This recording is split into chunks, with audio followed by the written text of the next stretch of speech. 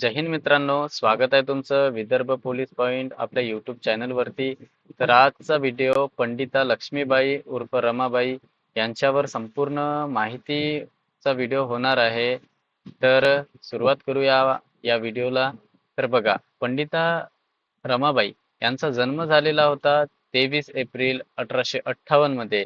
त्यांना लक्ष्मीबाई या नावाने सुद्धा ओळखले जात होते आणि रमाबाई या नावाने सुद्धा ओळखले जात होते. तर त्यांचा जन्म 23 एप्रिल 1858 मध्ये कर्नाटक या ठिकाणी झालेला होता. त्याच्यानंतर त्यांची अतिशय महत्वाची कामगिरी आहे आणि ते परीक्षेच्या दृष्टिकोनातून खूप महत्वाची आहे. तर परीक्षेमध्ये तुम्हाला रमाबाईवर प्रश्न येतो, तर त्याच्यासाठी त्यांची माहिती या व्हिडिओमध्ये पूर्ण क्लिअर करून घ्यायची आहे तुम्हाला. तर बघा, सरस्वती व पंडिता या पदव्या त्यांना दिल्या होत्या. तर त्यांना सरस्वती या नावाने सुद्धा ओळखले जात होते. म्हणजे सरस्वती या नावाची सुद्धा त्यांना पदवी मिळाली होती आणि पंडिता ही सुद्धा पदवी त्यांना मिळालेली होती. त्याच्यानंतर पंडिता रमाबाईंनी स्थापन केलेल्या संस्था, तर त्यांच्या संस्था अतिशय महत्वाच्या आहेत. कारण परीक्षेमध्ये त्यांच्या संस्थेवरच प्रश्न विचारण्यात येतात आणि कित्येकदा त्यांच्या संस्थेवर परीक्षेमध्ये प्रश्न येऊन गेलेला आहे. तुम्ही पोलीस भरतीचे मागील प्रश्नपत्रिका बघितले तर तुम्हाला आर्य महिला समाज, शारदा सदन यांच्यावर खूपदा म्हणजे रिपीट झालेले प्रश्न आहेत हे. तर ते परीक्षेमध्ये येतात. तर बघा, त्यांनी आर्य महिला समाजाची स्थापना केली होती.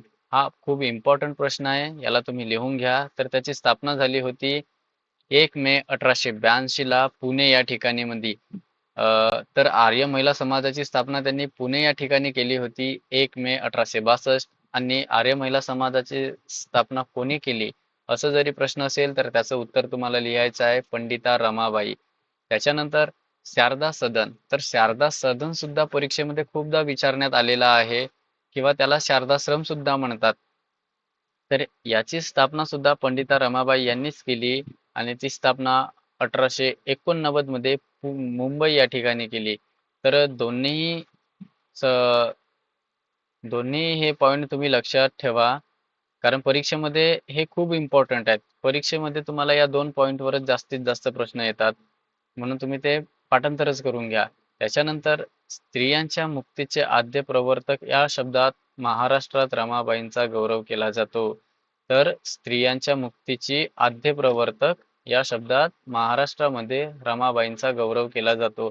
तर रमाबाईंनी या संस्था स्थापन केलेल्या आहेत, ह्याच परीक्षेमध्ये येतात. तुमचा 1 मार्क पक्का व्हावा यासाठी आपण हा एक छोटासा व्हिडिओ तयार केला त्याच्यावर.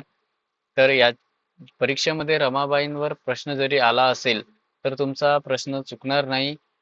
तर त्यासाठीच आपण हा व्हिडिओ घेऊन आलेलो आहोत. तर भेटूया समोरच्या व्हिडिओमध्ये. माहिती कशी वाटली कमेंटमध्ये सांगा आणि व्हिडिओ आवडल्यास व्हिडिओला लाईक करा आणि चॅनलला सबस्क्राईब करा. जय हिंद.